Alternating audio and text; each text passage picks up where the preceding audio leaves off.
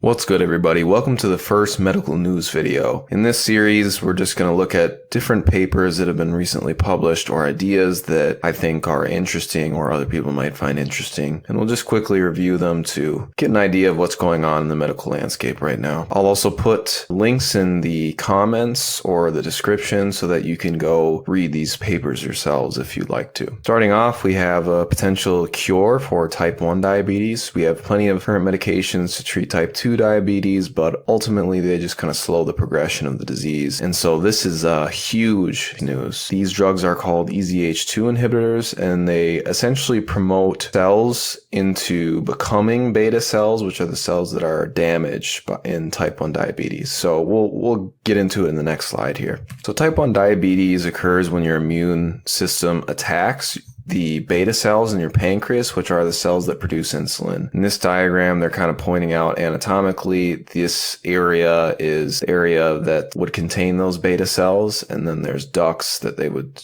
secrete either insulin or bicarbonate or whatever they produce. And so this EZH2 inhibitor drug targets these little pancreatic and ductal progenitor cells. So you can see it's highlighted here, it's, somewhere in here. And these are just cells that have not fully decided what kind of cells they want to be. So if you recall, all cells in somebody's body have the same chromosomes and the same amount of DNA. It's just a matter of what is actually expressed from the DNA that determines what kind of a cell it is. And the mechanisms that control what is expressed and what's not are epigenetics. This is done through methylation and acetylation. So you have here, it kind of shows zooming down, you have the cell, and then the nucleus of the cell, you have DNA that's bound up with histone proteins. And it's showing that this EZH2 will methylate parts of the histone protein that will condense the DNA down so it's not able to be read and produce proteins. And so what the drug does, and it shows here, the GSK126 and the other name here, is it inhibits the EZH2 so that this area is not methylated and it can be transcribed. And moving on, because the cell isn't methylated and the DNA can be expressed,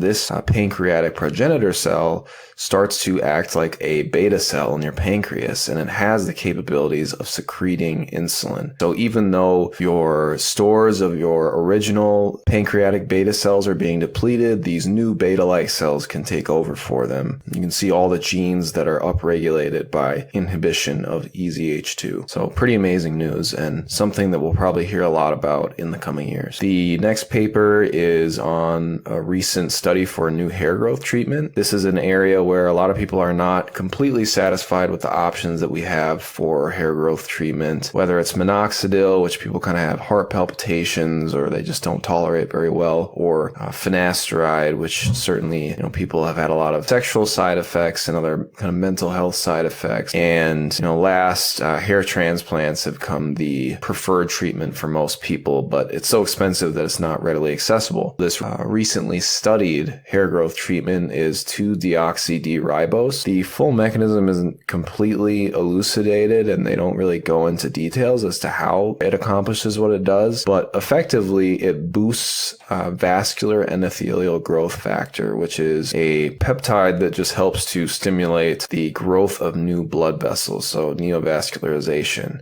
And if you have more blood in the scalp, then, it helps to grow the hair follicles. So something to keep an eye on. The next one, this is not a recent paper. However, the gut microbiome is just such a popular topic and kind of has been since I was in college and, from 2015 to 2019. I haven't really made a video on it because everything is very correlative, meaning they just find different disease states that occur with particular bacterial strains that they find in the gut might be higher or lower with that particular disease. But once they actually try to do a a fecal microbiota transplant, meaning you either eat poop pills or they can do kind of a colonoscopy sort of thing. It doesn't always have the same effect. The most striking example, there was a rat study where they introduced poop from really fit, skinny rats into lazy, out of shape, fat rat. They wanted to exercise more and they lost weight. And so there's been a lot of trying to replicate that and other different outcomes from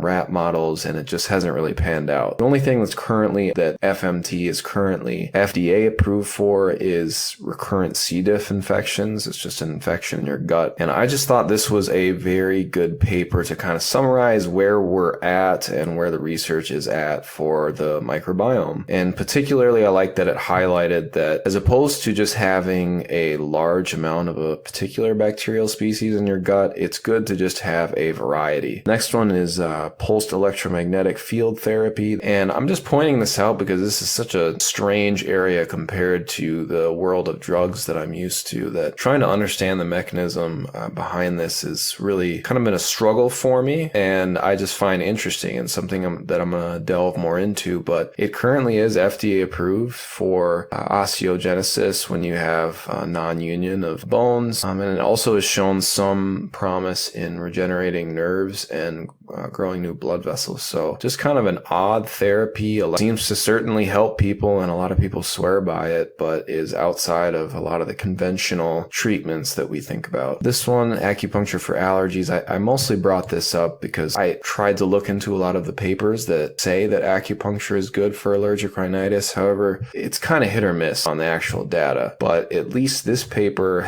went into what possibly could acupuncture be doing to exert some positive effects on allergic rhinitis, particularly like, drying out your sinuses, not being as itchy, which has been shown in a few studies, but not easily replicable. So I thought this is a pretty interesting thing that, can give people pause and helps them to maybe think outside of the box as to, what next generation therapies will look like, or just what non-conventional therapies could look like. And then I believe this is the last paper that I brought in, but last is just that this Zuranolone drug has been deep into clinical trials at this point, and essentially a brand name for allopregnanolone, which is a neurosteroid that a lot of the people in the post-finasteride syndrome community probably are aware of. It's believed to be one of the hormones that are downregulated by 5-alpha reductase. It's kind of a metabolite of progesterone,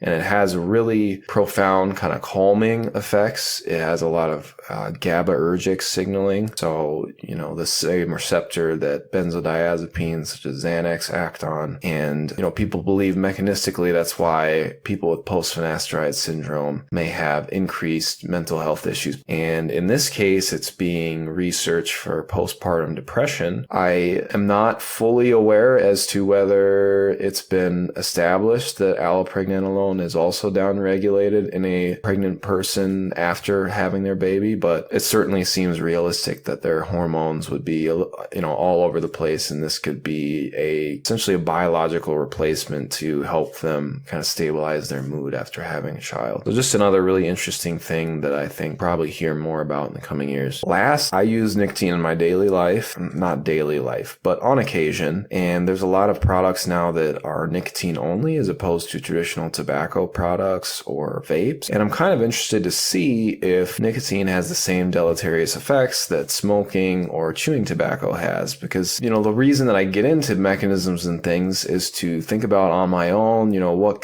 what effects could this be having on different tissues and in your brain? And when I think about what nicotine does mechanistically, in the absence of all those other chemicals that are in tobacco, I can't imagine that it would be nearly as bad for you. And whether that's actually the case or not, we don't have good data at all right now to say yes or no on that. I did put the kind of the mechanism, so it does bind to nicotinic acetylcholine receptors, both in your brain to release epinephrine and in your central nervous system to release dopamine. That's what makes you feel good. Then it also has a little bit of acetylcholinesterase inhibitor effects in the hypothalamus, which acetylcholinesterase degrades the acetylcholine neurotransmitter, so you'll ultimately have more acetylcholine. And this acetylcholinesterase inhibitor is the same mechanism that's used for a lot of the dementia or Alzheimer's drugs. It's just an interesting thought. Although I put the good for Alzheimer's disease question mark because there's been kind of a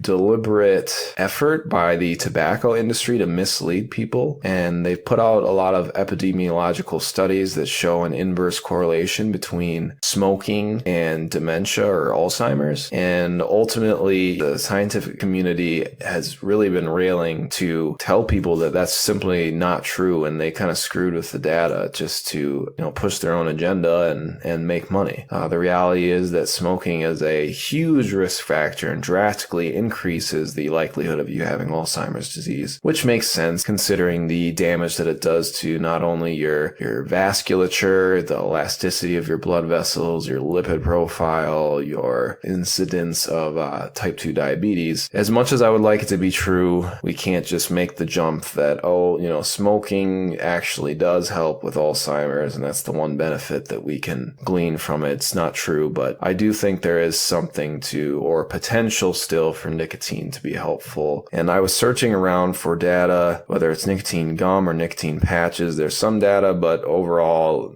not great and not extensive enough to make any concrete conclusions. So this is just something that I'll be looking out for. And if anybody else has any opinions or any papers they would like to show me, that'd be great. But all that I've gotten so far is no, serious adverse side effects after like 52 weeks, I believe, of having a nicotine patch. But I would think at the very least over time you would have an increase in maybe blood pressure and heart rate if you were just constantly using nicotine daily. Everything in moderation, right? So I hope this has been fun and have a good rest of your day.